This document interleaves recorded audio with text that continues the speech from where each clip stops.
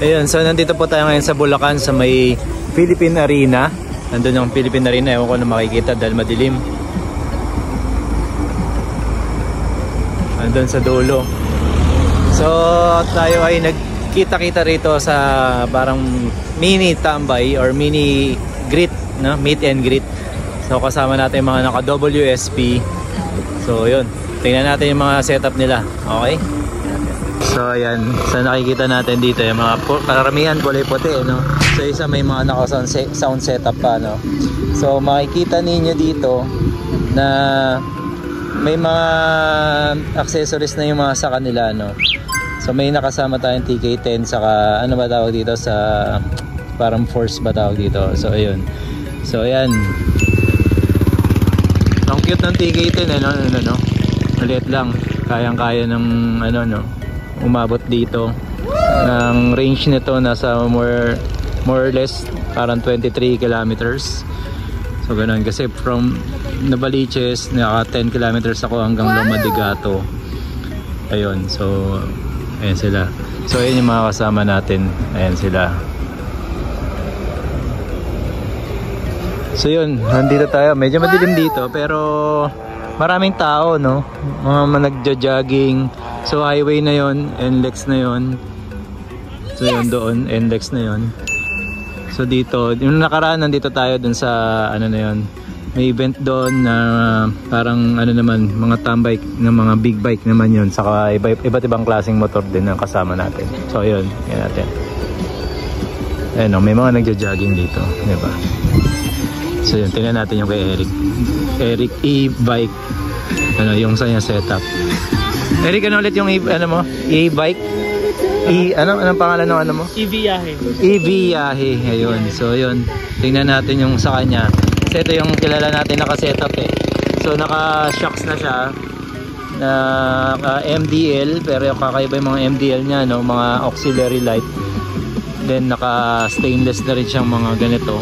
So yun, yung naririnig nyo, meron siyang parang fan na tumutunog. So yun. So diba, meron din siyang setup. Layo tayo kasi yung tugtog niya baka makapiright tayo. Okay, so naka swing arm na rin. Eh, naririnig niya yung ano, yung parang blower. Ayun. Then naka hub na to eh. At tingnan natin yung hub niya. So 5,000 watts na pala to. So testingin natin tayo maya. Naka Pirelli din siyang gulong. Ayan. So layo na tayo ulit kasi medyo yung tugtog niya baka makapiright tayo.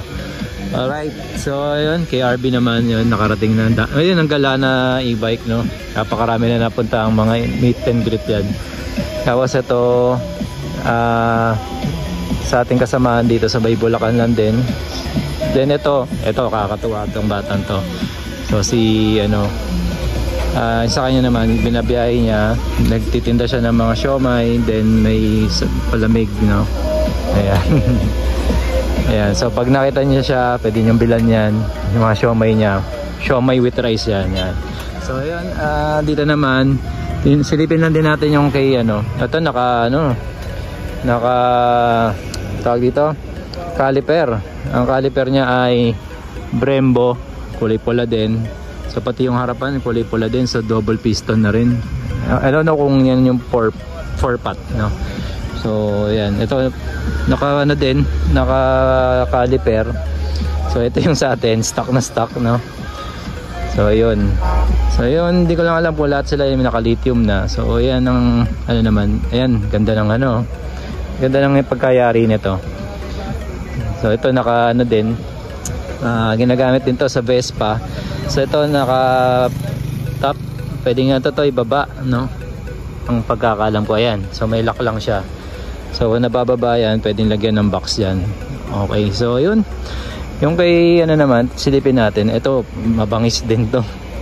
Naka swing arm, ganda na swing arm, di ba? Panalo yung itsura, no? Then yung disc brake niya, naka caliper din. So medyo mayroon din tayo naririnig ditong fan. Ayan, so siya nga pala si Paul Throttle. Siya yung makikita nyo lagi sa mga page or group na gumagawa ng e-bike. So mabangis din ang nito, hub, kasi tingnan nyo naman ang wire.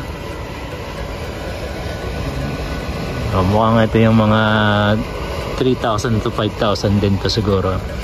So yun, tapos I don't know kung manibela na to talaga o talagang kinonvert. May mga ganun na kasi ngayon. So Force pala pangalan nito, Force. Ayan, tingnan nyo po yung disc brake nya. Ayan, ay, hindi makita. Ayan. So yun, medyo nag-ulan kasi kanina, kaya medyo ano natin, madumi yung mga unit ng iba, kaya ano, ayun. Okay, so ayun, ito, nandito na yung mga kasama natin. Ayan, so ayan. Kaway-kaway lang po, kaway-kaway lang. Ayun o, ayun. Ayan ang mga kasama natin. Okay, so alright, ayan natin, yan. Okay, so ito, testingin natin itong naka 5,000 na ano. Taas ng ano to, nakataas pala to. Bakit mabigat? Dahil sa box na to. So testingin natin.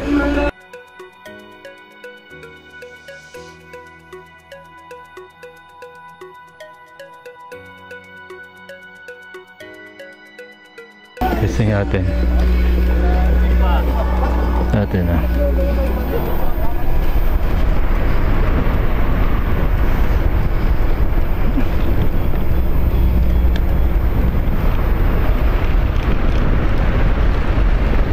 53.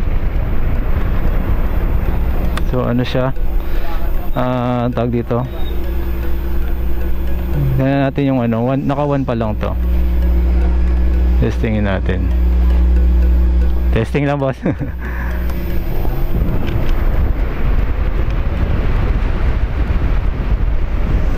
So yun, nakita nga natin, maabot nga ng ganun. Nag-59 na kaagad siya.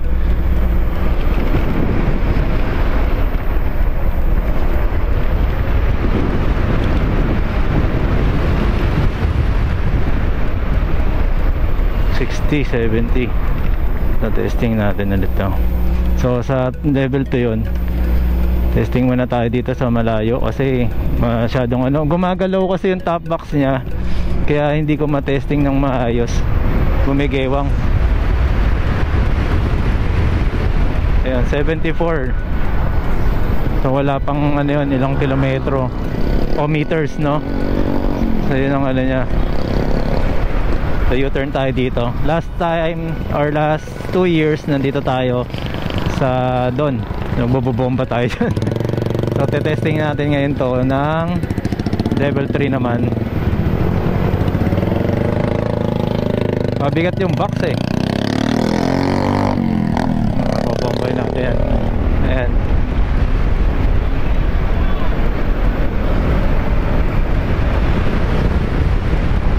Masarap to gamitin, halimaw na.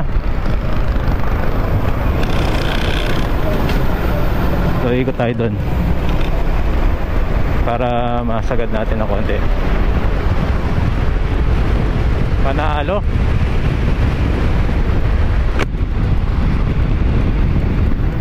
Nice. Napakaganda ng ano, setup.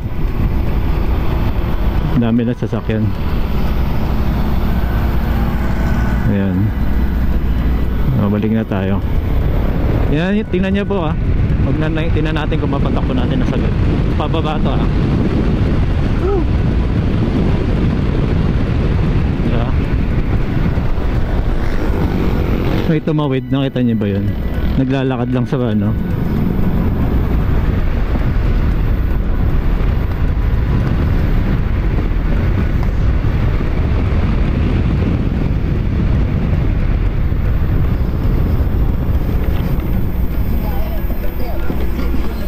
Yun, so na-testing.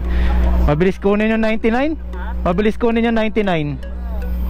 Pabatay-batay po ng ilo. Kaya lang bigat. Bigat. So yan, parang mabubudol tayo sa ganitong setup. Nakita nyo po yung leaks eh, ano.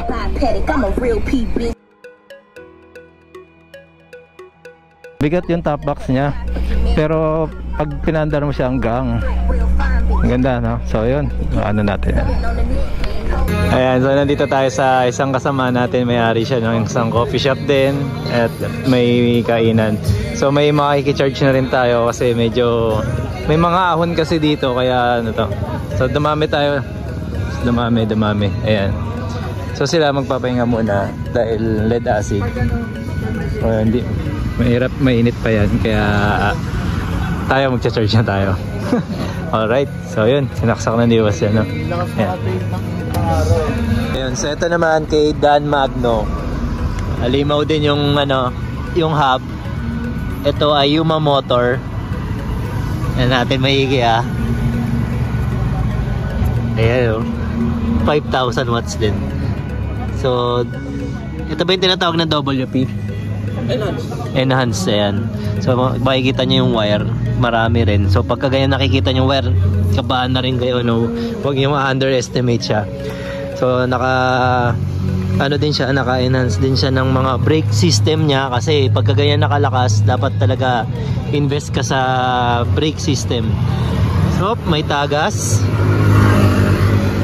Wala. Okay pa. So ayun, si Dan Magno na may mention natin lagi sa pagka naghahanap kayo ng battery na mga lithium, ayun, PM nyo siya. So yung kanya, naka 63 amperes naman yung kanya.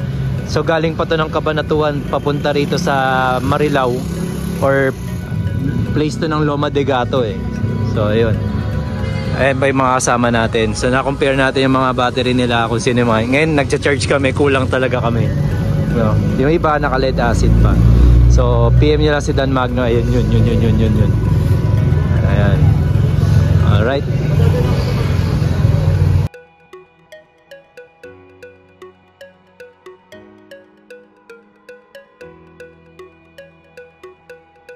So okay, once again, Marvin Chua Motovlog po. Maraming salamat po. Salamat din po sa mga nag-subscribe. Subscribe, okay. Bulol pa, no?